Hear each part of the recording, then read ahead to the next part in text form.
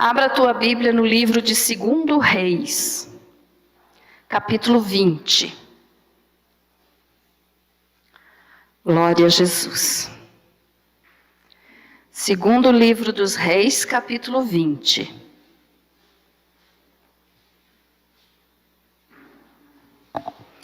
Graças a Deus. 20.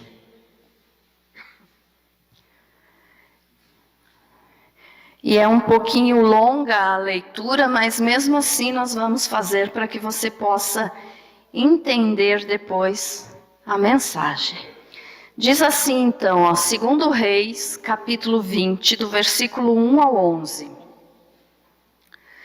Naqueles dias, Ezequias adoeceu de uma enfermidade mortal. Veio ter com ele o profeta Isaías, filho de Amós, e lhe disse: assim diz o Senhor, põe em ordem a tua casa, porque morrerás e não viverás.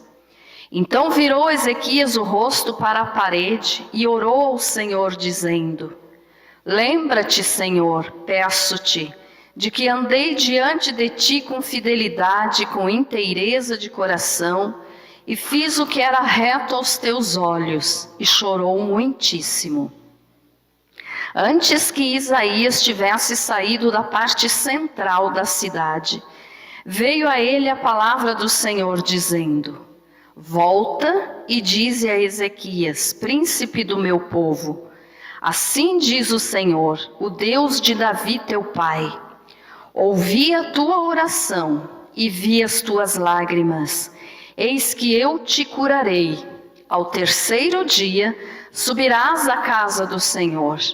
Acrescentarei aos teus dias 15 anos, e das mãos do rei da Assíria te livrarei, a ti e a esta cidade. E defenderei esta cidade por amor de mim e por amor de Davi, meu servo. Disse mais Isaías: tomai uma pasta de figos. Tomaram-na e a puseram sobre a úlcera, e ele recuperou a saúde. Ezequias disse a Isaías: qual será o sinal de que o Senhor me curará e de que ao terceiro dia subirei à casa do Senhor? Respondeu Isaías: ser-te-á isto da parte do Senhor como sinal de que ele cumprirá a palavra que disse: adiantar-se-á a sombra 10 graus ou os retrocederá. Então disse Ezequias: é fácil que a sombra adiante 10 graus. Tal, porém, não aconteça antes, retroceda 10 graus. Então o profeta Isaías clamou ao Senhor e fez retroceder 10 graus a sombra lançada pelo sol declinante no relógio de Acás. Amém, irmãos? Feche teu olho mais um pouquinho.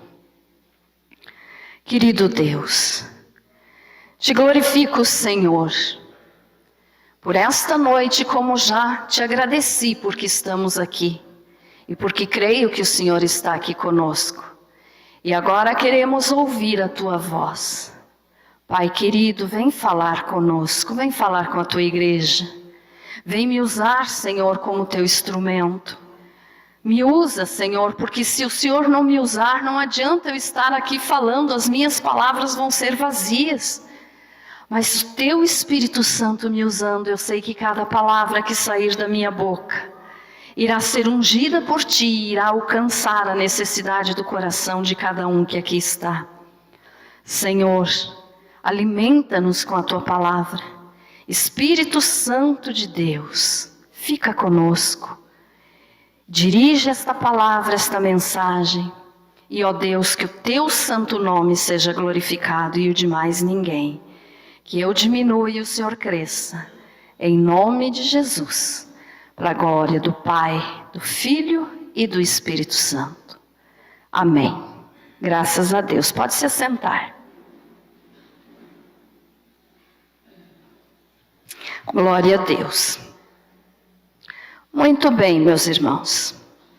Como vocês sabem, eu tenho há várias terças-feiras falado de evidências que a palavra do Senhor nos dá a respeito de que nós estamos vivendo no final dos dias, dos 2000 anos, né? Que Jesus nos avisou então que ele viria depois de 2 dias, né? Ou seja, 2000 anos. E essa mensagem então também faz parte dessa, vamos dizer assim, dessa série de mensagens, porque nós vamos falar aqui então a respeito ainda do arrebatamento. Amém? E para isso então eu quero primeiro te explicar então a história, esse texto que nós lemos aqui a respeito do profeta Isaías e do rei Ezequias, que nos conta então, como nós lemos, que o rei Ezequias, ele ficou doente, uma doença muito séria, muito grave. O rei Ezequias, ele foi o 13º rei de Judá, o 13º rei de Jerusalém. E ele reinou por 29 anos, ele começou a reinar quando ele tinha 25 anos. E a palavra do Senhor nos diz que ele fez o que era reto diante de Deus. Então ele foi um bom rei. E nesse texto então que nós lemos, nos conta que esse bom rei, né, o rei Ezequias, ficou doente. E essa doença então era mortal, como diz ali no versículo 1, uma enfermidade mortal. E Deus enviou então o profeta Isaías, que era o profeta dessa época aqui, do rei Ezequias, para dar um recado para Ezequias. E ele chegou lá então e disse para Ezequias, ele disse: Ezequias, você vai morrer. Imagina se alguém chega para você assim e diz: olha, você vai morrer. Né? A gente sempre tem que estar preparado para isso. Mas é uma surpresa, é um choque. Né? E o Senhor Deus mandou Isaías falar ainda: põe em ordem a tua casa, porque morrerás e não viverás. Aqui nós podemos ver a primeira lição desse texto, o que ele nos ensina. Põe em ordem a tua casa, porque morrerás e não viverás. Quantas vezes, irmãos, a gente vive assim de uma maneira que pensa que nunca vai acontecer isso conosco. E a gente vai deixando as coisas de um dia para o outro, coisas que você tem que fazer, coisas que você tem que decidir na tua vida, pôr em ordem a tua casa, né? Pôr em ordem a casa que entra como se fosse tudo aquilo que está pendente. Deus mandou dizer para Ezequias: arrume o que você tiver que arrumar, porque você vai morrer. Então, o que você tem pendente hoje na tua vida? Se você soubesse que amanhã você iria morrer, o que você arrumaria hoje? Pense um pouquinho. Quantas são as coisas que a gente vai deixando de um dia para o outro e diz: depois eu faço, depois eu resolvo, depois eu penso sobre isso? Né? Às vezes nas mínimas coisas. Né? Você pode dizer assim: eu tenho uma dívida grande, eu devo alguma coisa que eu preciso pagar para arrumar minha casa em ordem, né? Ou seja, não deixar nada pendente para a hora que eu morrer, tá tudo certo comigo. Mas nas mínimas coisas também, não só pagar conta é principal, vamos dizer assim, com relação às outras pessoas, né? Mas dentro da tua casa, o que será que tem lá que você fica passando de um dia para o outro? Nas coisas mínimas, às vezes, né, até uma limpeza que você precisa fazer. Coisas que você vai guardando, que não tem necessidade. Quantas pessoas estão precisando daquilo que você está lá guardando demais, né? Só juntando coisa enquanto outros estão precisando. Isso também entra na parte de arrume a tua casa. Quantas coisas você tem para fazer, às vezes uma tomada lá na tua casa que está dando choque, um chuveiro que está dando choque, e você vai deixando de um dia para o outro. Isso são coisas que têm que ser feitas. Arrume a tua casa. Quantas coisas! Isso falando das pequenas, né? Mas e as grandes? Vamos falar um pouquinho das grandes agora. Arrume a tua casa, porque morrerás e não viverás. Deus está dizendo assim: conserte a tua vida comigo, porque você vai morrer. Falando das grandes, né? Como está a tua vida com o Senhor? Se você soubesse que amanhã você vai morrer, o que você diria para Deus? Senhor, estou aqui, está tudo bem? Ou você diria: Senhor, entrei em desespero, surtei, me perdoe. Isso é arrumar a casa. Então arrumar a casa, irmãos, pôr em ordem a tua casa é tudo aquilo que está pendente, que você vai deixando de um dia para o outro. E quando Isaías deu esse recado aqui para o rei Ezequias, no versículo 2 nos diz aqui, ó: então virou Ezequias o rosto para a parede e orou ao Senhor dizendo: lembra-te, Senhor, peço-te, de que andei diante de ti com fidelidade, com inteireza de coração, e fiz o que era reto aos teus olhos, e chorou muitíssimo. Então aqui o rei Ezequias começou a pôr em ordem a casa dele, primeiro se consertou com o Senhor. Amém? E Isaías deu o recado e saiu, foi embora. E o rei Ezequias ficou chorando, virado para a parede, falando com Deus. E Deus ouviu a oração de Ezequias, porque ele tinha sido um bom rei, ele tinha vivido na presença do Senhor todos os dias, ele tinha servido ao Senhor.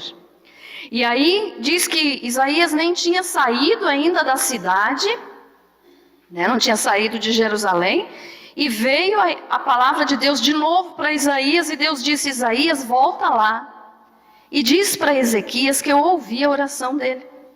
Eu ouvi a oração dele. E diz ali: eu ouvi a tua oração e vi as tuas lágrimas, eis que eu te curarei. Irmãos, toda oração que você faz diante do Senhor, Ele vê. Amém? Toda oração. Não pense que alguma oração se perde, a não ser, é claro, que você esteja orando, desejando mal para alguém, desejando que alguém quebre a perna, que alguém entre em falência, né? Isso Deus não vai ouvir. Mas quando você ora dentro da vontade de Deus, não tem uma oração sequer que se perca. E Deus ouve todas as orações e diz ali, ó: e vi as tuas lágrimas. O Senhor vê cada lágrima que você e eu derramamos. O Senhor vê o desejo do nosso coração. Ele vê a nossa necessidade. Antes mesmo de nós falarmos com Ele, Ele já sabe o que nós precisamos. Porque Ele é Deus. Amém? Ele é o Senhor.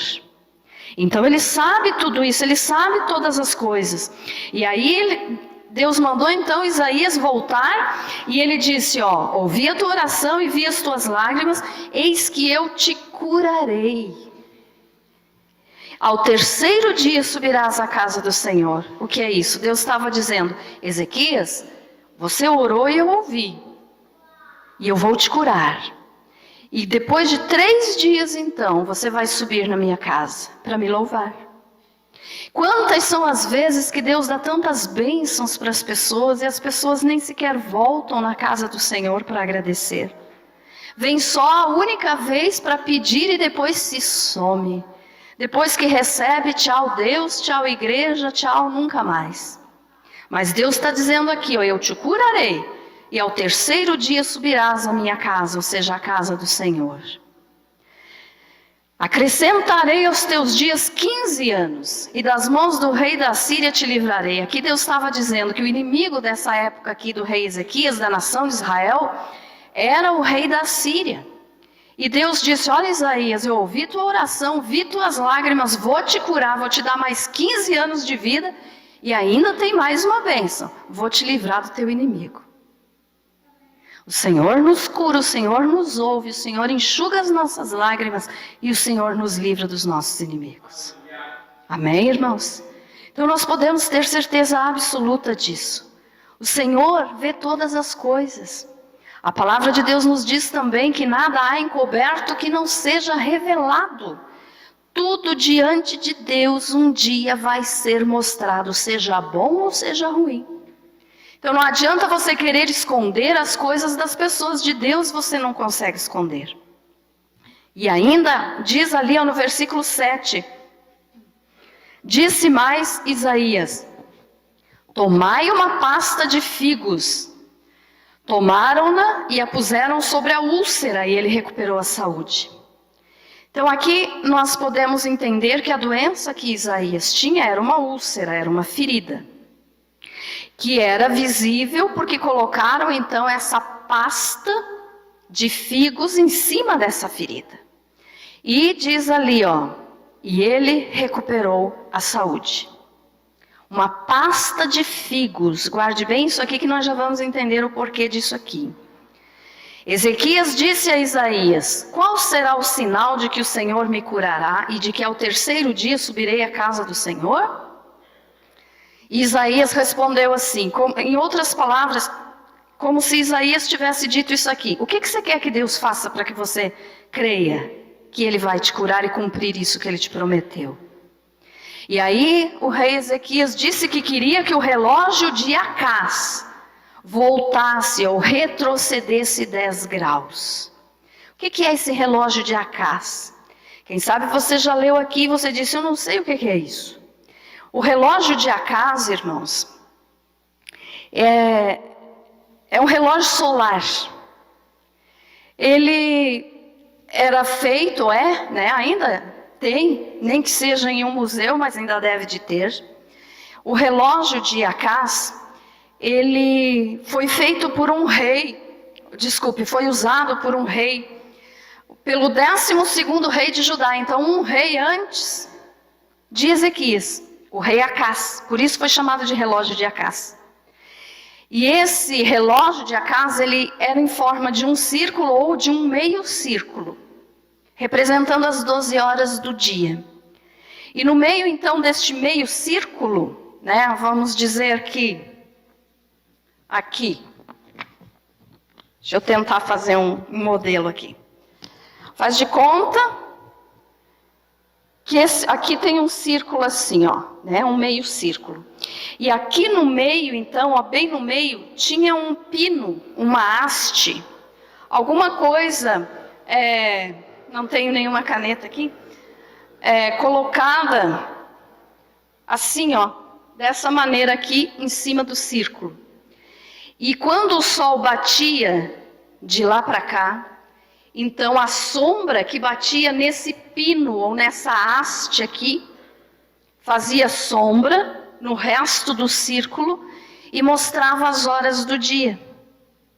Qual que era a hora do dia? Eles observavam pela sombra do sol nesse relógio chamado relógio de Acás.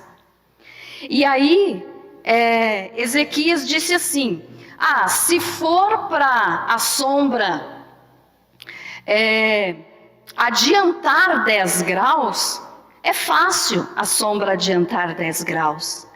Mas para a sombra retroceder, ou seja, para o tempo voltar atrás, é difícil. Então ele pediu isso como sinal de que Deus ia realmente fazer isso que ele prometeu. Deu para entender mais ou menos, irmãos, o que é um relógio de Acás? Vai pôr ali? O Felipe está arrumando uma imagem lá para nós, daí você já vai entender melhor. Vai conseguir? Então eu vou falando enquanto eles arrumam lá. Irmãos, então ele pediu para esse relógio retroceder 10 graus. E esses 10 graus eram 40 minutos. Observe bem, 40 minutos. E esses 40 minutos, então, Deus fez o tempo voltar. A sombra que já estava, vamos dizer que a sombra já estivesse aqui, ela ia voltar 10 graus, ela ia voltar para trás. Ezequias disse isso é mais complicado, então eu vou pedir para Deus fazer voltar atrás. E Deus fez voltar atrás. E quando Deus fez voltar atrás, então, esses 10 graus, aconteceu uma coisa no mundo, que nós podemos observar hoje, que em determinada época, os cientistas da NASA estavam fazendo lá os seus trabalhos de observação do Sol, Lua, planetas. E no computador deles, então, com essa observação dos dias, em todo o tempo, né, em toda a história da humanidade, teve um momento que o computador dos cientistas simplesmente parou.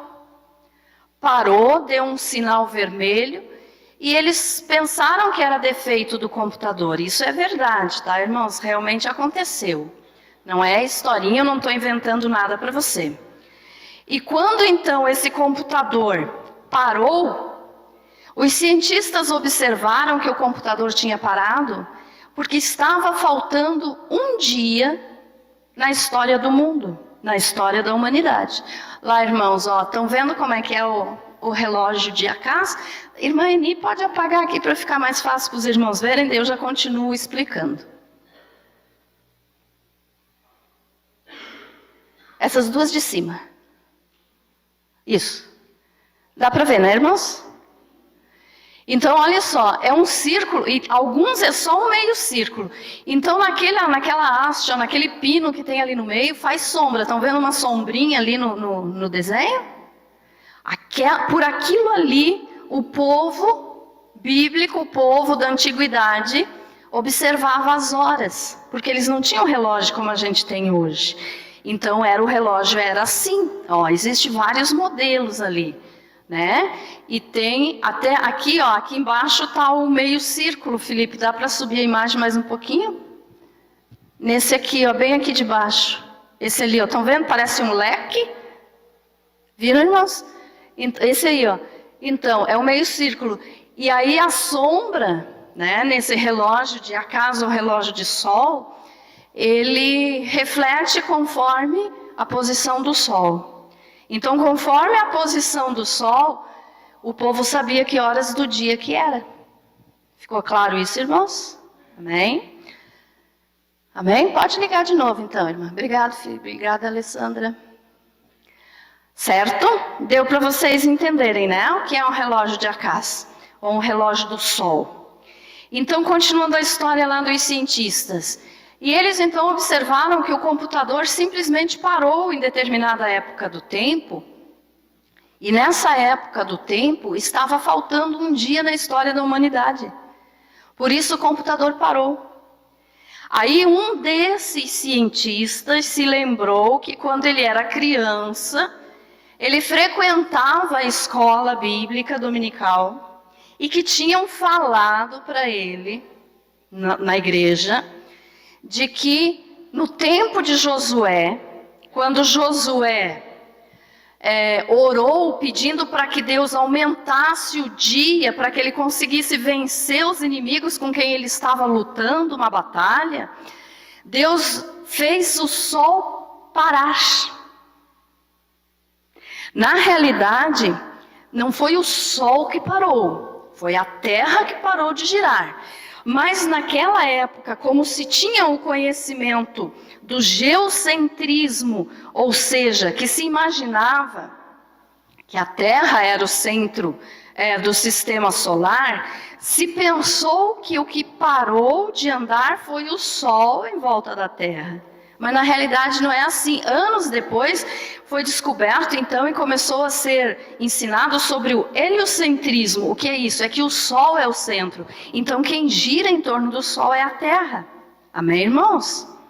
Então Deus, na realidade, quando Josué orou e disse, né, eu estou falando aqui como se Josué tivesse dito isso, mas foi em outras palavras que ele falou, mas foi isso. Ele disse, pediu para Deus, Senhor, aumenta o dia, não deixe o sol se pôr, para que eu possa terminar de vencer os inimigos, porque ele estava em uma guerra. E Deus fez então, né, o dia parar, ou seja, não anoiteceu até que Josué tivesse vencido aquela batalha. Quando Josué terminou aquela batalha que venceu aqueles inimigos, o sol se pôs. Então esse tempo está faltando na história da humanidade um dia. Só que tem um detalhe. Não foram 12 horas. Faltou 40 minutos para se completarem 12 horas nessa batalha de Josué. Estão entendendo, irmãos? Aí os cientistas ficaram pensando assim, não, mas tá, a história de Josué, tudo bem, eles foram pesquisar, né? E observaram que realmente, pela Bíblia, então aquele espaço de tempo tinha sido modificado por Deus. Mesmo os cientistas não acreditando na Bíblia, eles tiveram de ir buscar fonte bíblica. Aí essa mesma pessoa lembrou e disse assim, tá, mas tem mais uma coisa. Quando Ezequias, esse texto que nós lemos, ficou doente, ele pediu para o relógio de Acás retroceder 10 graus. E esses 10 graus são 40 minutos. Então eles puderam observar que fechou 12 horas. Deu bem certinho. 12 horas. Então está faltando um dia na história da humanidade, por quê? Porque Deus fez isso, primeiro atendendo o pedido de Josué, para que ele vencesse os inimigos, mas faltou 40 minutos para se completarem o tempo, certo? E aí quando Ezequias então pediu esse sinal para Deus de que o relógio de Acás retrocedesse 10 graus, foi justamente os 40 minutos que estavam faltando na história da humanidade no tempo. Bem certinho. Ficou claro isso, irmãos? Amém? Então veja só, Deus tem o controle de tudo. Deus pode fazer o tempo voltar, se Ele quiser Ele pode adiantar o tempo. Deus é o Senhor de todas as coisas. Então mesmo não acreditando na Bíblia, eles tiveram de aceitar isso como verdade. Mesmo os cientistas não acreditando na Bíblia. Então veja só, no relógio de Acás, cada hora equivale a 15 graus. E como voltou 10 graus, então foram 40 minutos. Certo, irmãos? Amém?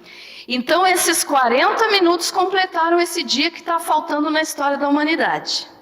Agora você pode dizer assim, tá, pastora, mas o que isso tem a ver comigo?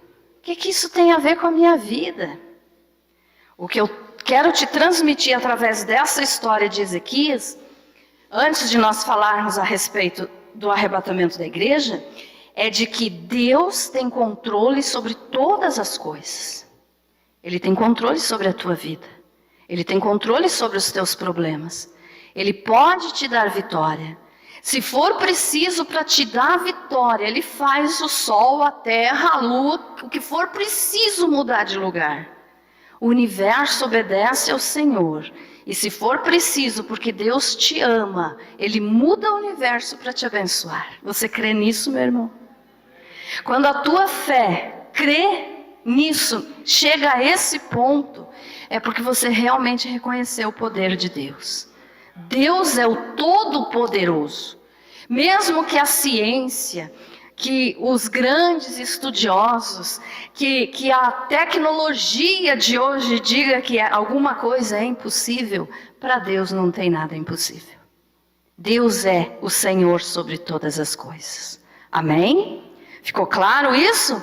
Então veja só, o relógio de Acás voltou 10 graus, e Ezequias então realmente creu, acreditou, e Deus operou e curou a vida de Ezequias. E ainda mostrou, tu quer que volte então, Ezequias? Está aqui, voltou. Quantas são as vezes que Deus está nos mostrando bênçãos assim no nosso nariz, e nós ainda estamos duvidando de Deus? E ainda pedimos um sinal também, como fez Ezequias, né? Como fez Gideão. Gideão também pediu um sinal para Deus. Numa noite ele queria que molhasse a lã, na outra noite ele queria que a lã ficasse seca, para Deus provar que estava com ele e ia dar vitória sobre o inimigo. Então às vezes, irmãos, nós somos tão, é que nem Jesus falou para os discípulos, homens de pequena fé. Quantas são as vezes que nós não temos um mínimo de fé, né? Não temos. E ainda falamos que cremos em Deus. Mas graças a Deus que o Senhor é paciente conosco. Ele nos, vamos dizer assim, nos aguenta. Ele aguenta a nossa falta de fé. Porque se o Senhor não fosse misericordioso, o que seria de nós? Então o que eu quero que você entenda através dessa mensagem é: o Senhor tem todo o poder. Se Ele quiser, Ele muda hoje a tua vida. Hoje, nesse momento. Não importa qual seja a situação que você ou eu estejamos vivendo. Ele tem poder. Amém? Agora sim, então, vamos ver aqui os sinais da evidência do arrebatamento nessa história do rei Ezequias. Você pode dizer, mas isso aqui não fala de arrebatamento, isso aqui não tem nada a ver de arrebatamento. Como que a pastora vai tirar arrebatamento agora desse texto aqui? Mas tem, irmãos. Quem é que estava aqui no culto de terça passada que eu falei sobre a figueira? Amém? Então a figueira, só relembrando, é um dos símbolos de Israel. Amém? Lembraram da mensagem, a figueira? Que a geração que visse a figueira brotar, não passaria sem que todas essas coisas acontecessem. Nós somos essa geração, como nós explicamos então semana passada. Então, eu vou continuar falando mais um pouquinho hoje a respeito da figueira por causa dessa pasta de figos aqui, que foi a cura para Ezequias. Olha só o detalhe. A figueira, então, como árvore símbolo de Israel, ela nos ensina, várias coisas, como nós falamos terça passada, mas o que eu quero que você observe hoje, então, é isso. Qual é o fruto da figueira? O figo. O figo, sendo fruto da figueira, representa os judeus, que são os filhos de Israel, que é a figueira. Ficou entendido isso, irmãos? A figueira é o símbolo de Israel. As pessoas que nascem em Israel são chamados de judeus. Os judeus, então, são o fruto da figueira. Amém? Então, o fruto da figueira são os filhos, são os figos. E o fruto aqui, sendo os filhos, nós podemos observar que entre os filhos de Israel, ou seja, entre os judeus, tem um que é muito mais importante do que todos os outros. Quem é? Jesus. Jesus é judeu. Jesus é judeu, Jesus está vivo, Jesus é judeu. Algumas pessoas dizem Jesus foi judeu. Não, Jesus continua sendo judeu. Ele está vivo, ele morreu, mas ele ressuscitou. Então ele é judeu. E sendo judeu, ele é o filho mais importante da nação de Israel. Ele é o figo dos figos. Estão acompanhando, irmãos? Jesus é o figo dos figos, ou seja, o fruto mais importante da figueira é Jesus. Aqui quando nós lemos assim, no versículo 7, disse mais Isaías: tomai uma pasta de figos. Tomaram-na e a puseram sobre a úlcera. Úlcera de quem? Do rei Isaías. E ele recuperou a saúde. Tomai uma pasta de figos. Para que uma pasta de figo seja feita, o que é que tem que acontecer? Tem que se espremer um figo, Amém? Uma pasta só é feita se você espremer, então, esse figo. Fizeram esse figo, essa pasta de figo, e Isaías foi curado da sua úlcera. Colocaram em cima da úlcera. O rei Ezequias foi curado da sua úlcera. O figo dos figos, que é Jesus, ele também foi espremido, moído. Quando que aconteceu isso? Na cruz. Vamos ler o que o próprio Isaías falou. Isaías capítulo 53, versículo 5. Que nos diz assim: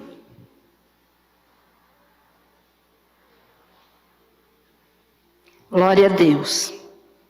Isaías 53, 5. Isaías falando de Jesus. Mas ele foi transpassado pelas nossas transgressões e moído pelas nossas iniquidades.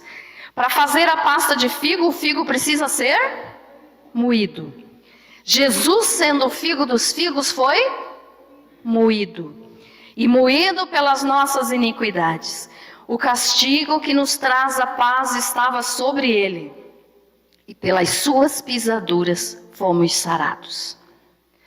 A pasta de figos que fizeram para colocar sobre a úlcera do rei Ezequias era o símbolo do Senhor Jesus, que viria e seria moído por nós na cruz do Calvário. Quando a gente fala assim que Jesus foi moído, tem certas pessoas que não conseguem entender como, de que maneira que Jesus foi moído. Eu já falei aqui várias vezes para vocês, principalmente em culto de ceia, quando eu prego, eu falo isso. Jesus foi moído por nós, irmãos. A carne do Senhor Jesus, aqueles quadros que você vê, os filmes que você assiste, são mentirosos. Porque mostram só um sanguinho escorrendo na testa, um sanguinho escorrendo nas costas. Jesus foi moído. Aí eu dou o exemplo assim, aquela carne moída que você pega lá na tua casa para fazer, as costas e a frente de Jesus, o peito de Jesus, as pernas, ficaram daquele tipo. Por causa que o chicote, quando batia, arrancava os pedaços de pele. Não era só um arranhãozinho, porque na ponta do chicote, que Jesus suportou por mim e por você, tinham pedaços de ossos.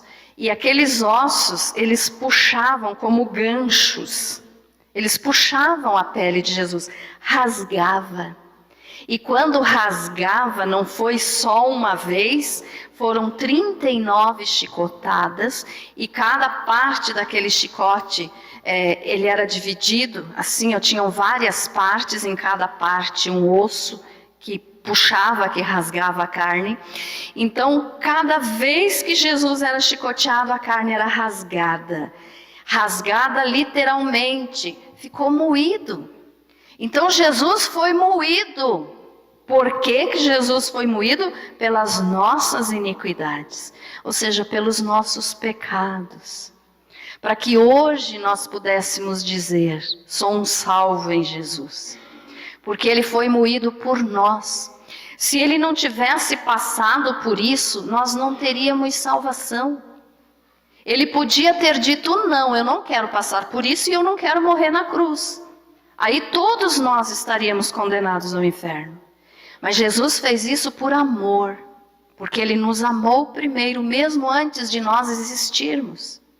Então, olha só, até aqueles que ainda vão nascer, Jesus já fez isso por aqueles que ainda nem nasceram. E diz, e moído pelas nossas iniquidades, o castigo que nos traz a paz estava sobre Ele. Ou seja, Ele foi castigado por mim e por você. Quem merecia esse castigo era eu e você. Nós merecíamos. Nós tínhamos de estar lá apanhando no lugar de Jesus. Nós tínhamos de ter sido crucificados no lugar de Jesus. Nós tínhamos de ter morrido no lugar de Jesus.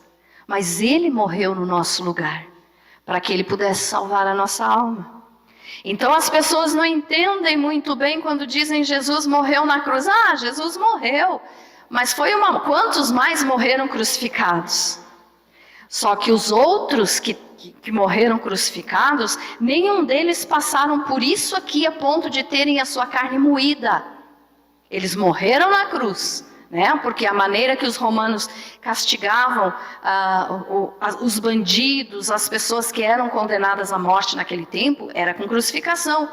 Mas Jesus, sendo inocente, morreu por nós culpados. Então Ele realmente foi moído.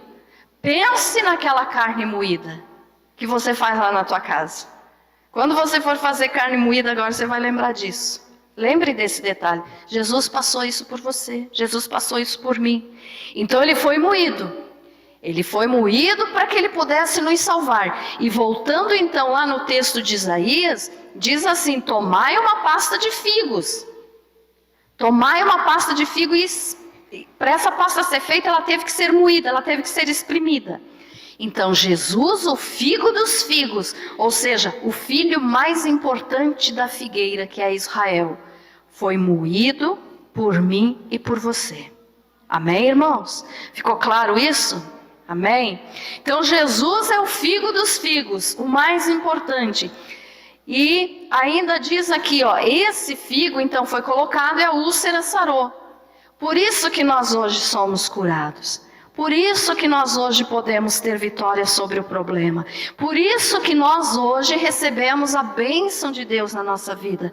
Porque Jesus se tornou essa pasta de figo para poder curar as nossas doenças, as nossas enfermidades, os nossos problemas.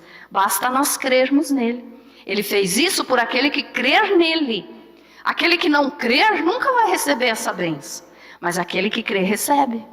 Então olha só. Jesus foi moído. Aí tem o detalhe aqui, ó. Que Deus falou no versículo 5. Ouvi a tua oração, vi as tuas lágrimas. Eis que eu te curarei. Ao terceiro dia subirás à casa do Senhor. O que Deus está nos mostrando aqui quando Ele disse para Isaías que ele ia ficar curado e no terceiro dia ia subir a sua casa, ou seja, o seu trono? Aqui nós podemos entender que é o símbolo da igreja. Ezequias aqui é como se fosse o símbolo da igreja. Foi curado e ao terceiro dia, ou seja, depois de 2 dias, ele subiria curado à casa do Senhor. Como assim? A igreja, depois de 2 dias, está curada e vai subir à casa do Senhor. O que é isso?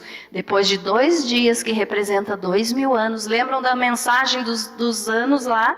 De que são 6.000 anos e que de Jesus até nós hoje são 2.000.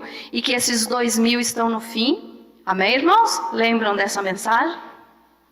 Então, depois no terceiro dia, Ezequias ia subir à casa do Senhor. O que representa isso? Que depois de 2 dias, a igreja vai subir ao céu curada das suas dores, das suas enfermidades, dos seus problemas. Porque o figo dos figos foi moído há 2000 anos atrás, e que agora, depois desses 2 dias, então 2000 anos, a igreja vai subir para estar diante de Deus no céu. Amém? Você crê nisso, meu irmão? Amém? Ezequias creu e foi curado. Se a igreja crer, vai acontecer o mesmo. Nós vamos ser arrebatados ao final dos 2 dias, ou seja, dos 2000 anos. Os 2000 anos estão no fim. De Jesus até os nossos dias, estão se completando os 2000 anos. Terça-feira passada nós fizemos aqui até a conta, né? Da geração de 70 anos, que termina em 2018, o ano que vem, da geração de 80, que vai a 2028, né? Então veja só, não tem mais tempo.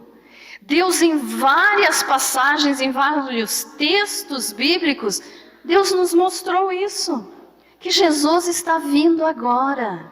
E muitos ainda não estão levando a sério. Muitos ainda estão brincando de servir a Deus, ou estão brincando com Deus, e isso é muito sério. Com Deus ninguém brinca, de Deus não se zomba. Não zombe de Deus, não brinque com Deus. Brinque com qualquer pessoa, brinque com qualquer coisa, menos com Deus. Porque com Deus ninguém brinca. Ele é o Todo-Poderoso, que fez tudo para salvar a minha alma e a tua alma. E que, se for preciso, mexe no universo inteiro para te dar uma bênção, como ele fez com Josué e com Ezequias, fazendo com que o tempo voltasse atrás. Mas a igreja de Jesus muitas vezes não tem crido nisso. Apenas acredita que Jesus tem poder para dar bênção financeira, para dar qualquer coisa que a pessoa deseja, mas que Deus não tem poder para fazer, que nem muitos dizem. Você pode dizer, pastora, mas isso não é verdade. É verdade. Tem muitos dentro das igrejas hoje que não acreditam que o arrebatamento vai acontecer. E isso é muito sério, muito sério. Estão brincando com Deus. Então você que está aqui, se prepare para esse momento. Olha só, ao terceiro dia subirás à casa do Senhor. Ou seja, 2 dias para ser curado. E no terceiro, ou seja, quando iniciar o terceiro milênio, terminou o segundo milênio, quando começar o terceiro milênio, nós não vamos mais estar aqui. Nós já vamos estar na glória com o Senhor Jesus.